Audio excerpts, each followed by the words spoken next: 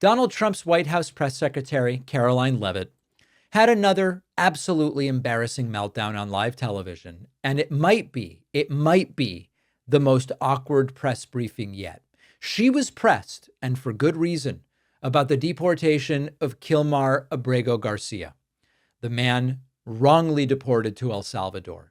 And Leavitt actually proactively tried to frame it as a great legal triumph. She declared, you can call him a Maryland father, but he will never be a Maryland father. Take a listen to this. Nothing will change the fact that Abrego Garcia will never be a Maryland father. He will never live in the United States of America again.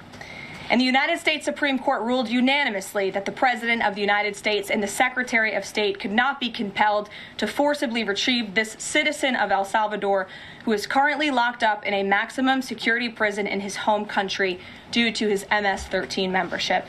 Now, of course, it's only 26 seconds we listened to, but there's a lot of lies in there. When she says the Supreme Court ruled that we can't be forced to get him out by force.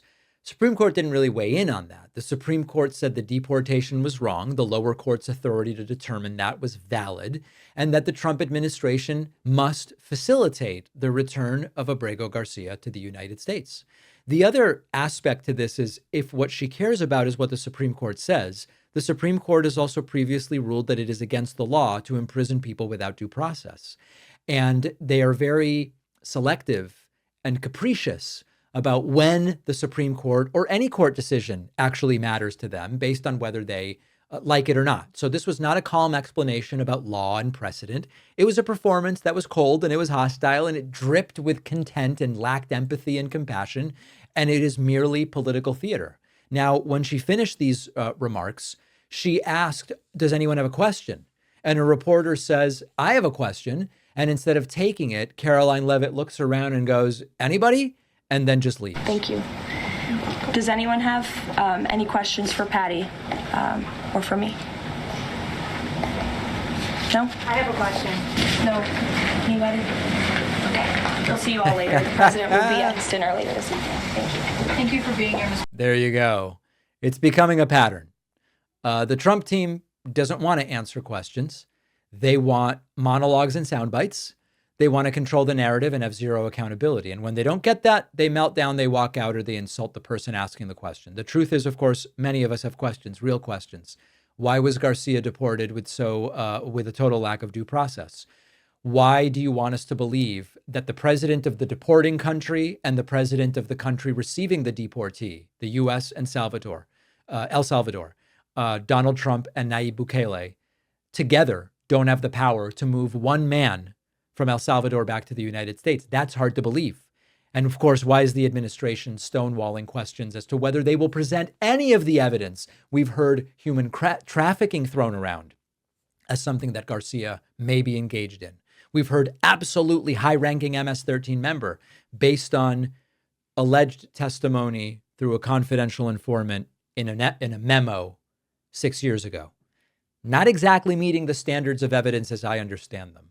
And then, of course, why does Karoline Leavitt sound more like the press secretary for a campaign than a public official meant to inform the people? I think we know the answer to that last one. We'll take a very quick break. Make sure you're subscribed to the YouTube channel, folks. We're beyond 3 million subscribers and pushing towards 3.5 million. Make sure you're subscribed on YouTube and make sure you're getting my newsletter at davidpakman.substack.com or send me an email, info@davidpakman.com, and we'll put you on that newsletter. After researching, writing, refining, The Echo Machine, my book, is finally out. This is not just a book about how American politics got so broken. It's also about what's happening right now and what we can still do to stop things from getting worse. Trump's been back in power. The results have been even more catastrophic than many feared, with targeting of political opponents and gutting democratic institutions, laying the groundwork to even further consolidate power.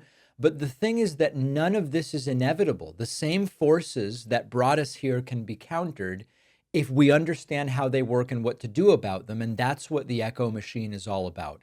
Some say that without corporate media backing, books like this can't succeed.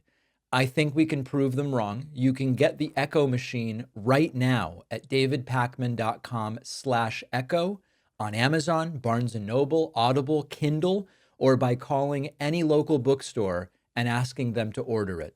This book is more important than ever. If you care about what happens next, and I do, check out the Echo machine today at davidpakman.com/echo.